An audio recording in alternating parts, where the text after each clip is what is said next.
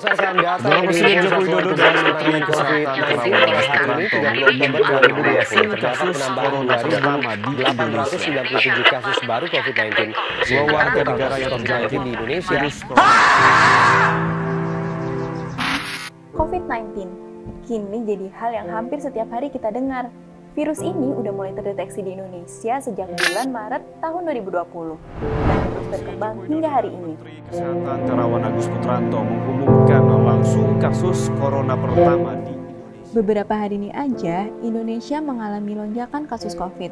Kemarin, tercatat ada 34.379 kasus baru dengan angka kematian 1.040 orang. Lonjakan yang cukup pesat nggak sih kalau dibandingin sama hari-hari sebelumnya? Lonjakan kasus positif COVID ini sebenarnya udah diprediksi dari bulan Mei lalu oleh para ahli. Waktu tsunami COVID terjadi di India. Nggak percaya? Yuk coba kita cari dengan kata kunci belajar pengalaman dari India.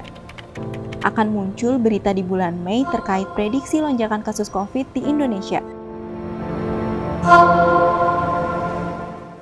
Dengan melihat statistik kenaikan kasus COVID yang terjadi saat ini, epidemiolog Indonesia membuat 3 skenario terkait terjadinya puncak kasus dan korban jiwa akibat COVID di Indonesia. Yang pertama, estimasi kasus infeksi harian. Seharusnya di bulan Juni kemarin jadi saat yang tepat untuk meredam kasus dengan melakukan PSBB.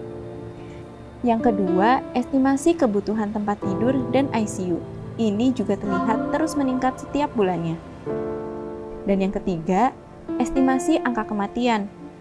Di periode 16-20 Juli mulai terlihat terjadi beda kasus kematian. Puncak kasus diprediksi akan terjadi pada bulan Juli, dengan jumlah kasus mencapai 1 juta kasus per hari, dan angka kematian mencapai 5.000 orang per hari. Skenario terburuk ini sangat mungkin terjadi kalau kita semua masih abai sama virus ini. India emang gagal mencegah tsunami COVID terjadi, tapi mereka sukses menurunkan lonjakan kasus dengan waktu yang relatif cukup cepat. Kalau mau meniru India dengan jumlah penduduk mereka yang 4 kali lebih banyak dari Indonesia saat ini minimal harus melakukan 500.000 tes. Ini masih sangat jauh dari kapasitas tes PCR kita yang hanya 48.000 per hari, dan jika ditambah dengan tes antigen kita yang 80.000 per hari.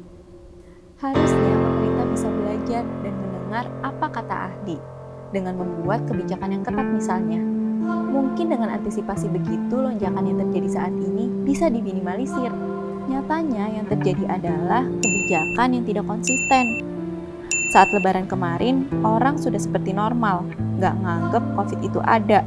Kafe mulai ramai, acara kumpul-kumpul pun mulai ada di mana-mana. PPKM yang saat ini diberlakukan pemerintah pun dirasa belum maksimal dan mengundang banyak kontroversi.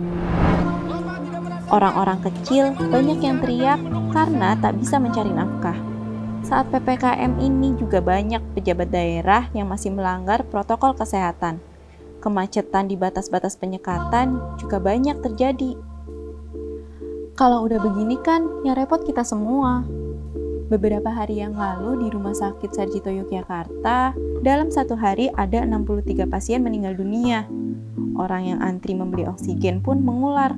Obat-obatan jadi mahal dan langka. Petugas pemulasaran jenazah mulai kewalahan.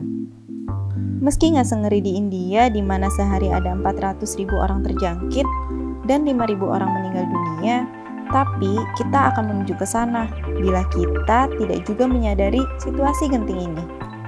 Oleh karena itu, yuk redam ego kita sebentar, bertahan dulu di rumah, kasih nafas buat rumah sakit dan para tenaga kesehatan biar mereka nggak kolaps. Tetap jaga protokol kesehatan dan mari kita saling bantu dengan apa yang kita punya. Kalau ada kesempatan buat vaksin, ya vaksinlah. Karena dengan vaksin, kita bisa mengurangi resiko yang ditimbulkan jika terpapar. Kita semua pasti berharap pandemi ini cepat berakhir. Makanya, patuhi peraturan yang berlaku untuk menjaga dirimu, keluargamu, dan lingkunganmu.